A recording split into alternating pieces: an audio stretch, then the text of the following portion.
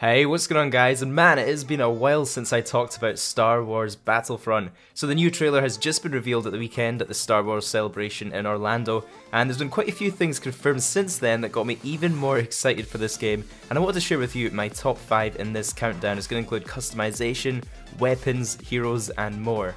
So let's get right into this. First up, I wanted to mention that Star Wars Battlefront 2 will be getting a campaign mode. This was actually a major complaint about the first game being a multiplayer only game, and this is just really exciting. You know, there's so much potential for an awesome story mode in Star Wars Battlefront 2, and my only hope is that we do get a good amount of missions and a good amount of gameplay here, and it's not just like a tacked on campaign mode with just a few hours of content. I really hope they do take this opportunity to make a really amazing campaign mode. In this story mode, it's going to be a little bit different. We're going to be following the Inferno Squad, who are an elite Imperial Special Forces unit led by Iden Versio. And here's a short excerpt from the PlayStation blog with a little bit more information about the setting of Battlefront 2. It states here that Iden is going to be on a quest of vengeance following the destruction of the second Death Star, witnessed at the end of the Return of the Jedi, so that's where the story mode is going to be taking on from.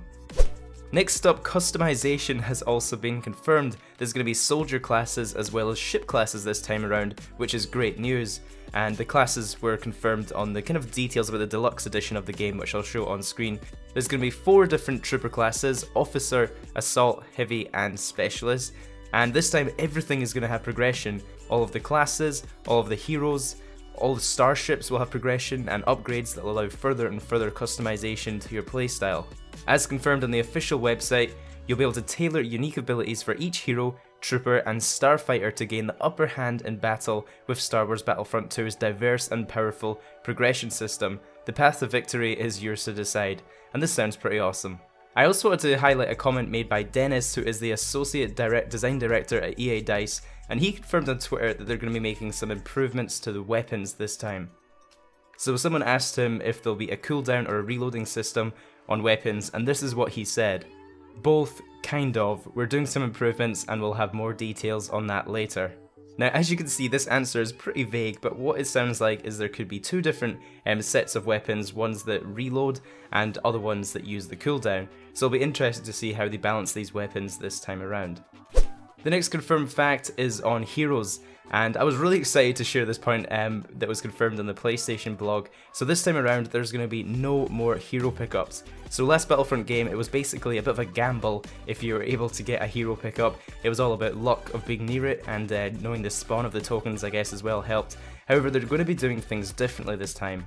So this is what they said. They said initiating a hero sequence also works differently. Instead of collecting a power-up, players can actually earn a resource and then choose where to spend it. And he also highlighted that heroes would be a more frequent sight on the battlefield. So it sounds like a lot of lessons have been learned from the first Battlefront game, and it'll be really interesting to see how they balance it this time around, and having more heroes on the battlefield is always fun too. I'm hoping they'll also look at the vehicle system, since that was a token pickup in the first Star Wars Battlefront game as well, so maybe they'll rework the vehicle system to make that a bit more fair. This next point was confirmed in a Mashable interview with Star Wars Battlefront 2's creative director, who confirmed there will be no season pass this time.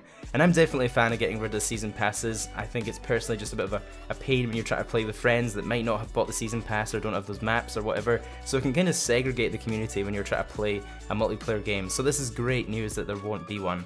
So let me know what you think in the comments, guys. I think personally I'd rather they maybe sold cosmetic outfits or something like that as microtransactions as a business model instead of doing the season passes, since season passes do tend to block content from you. But let me know what you guys think of that in the comments.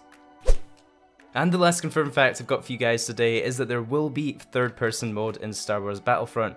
I believe there was some advertising done beforehand that made it a bit questionable, but Matt Everett, the community manager on Star Wars Battlefront, has confirmed that third person will be returning in Battlefront 2. So that was my top 5 confirmed facts about Battlefront 2.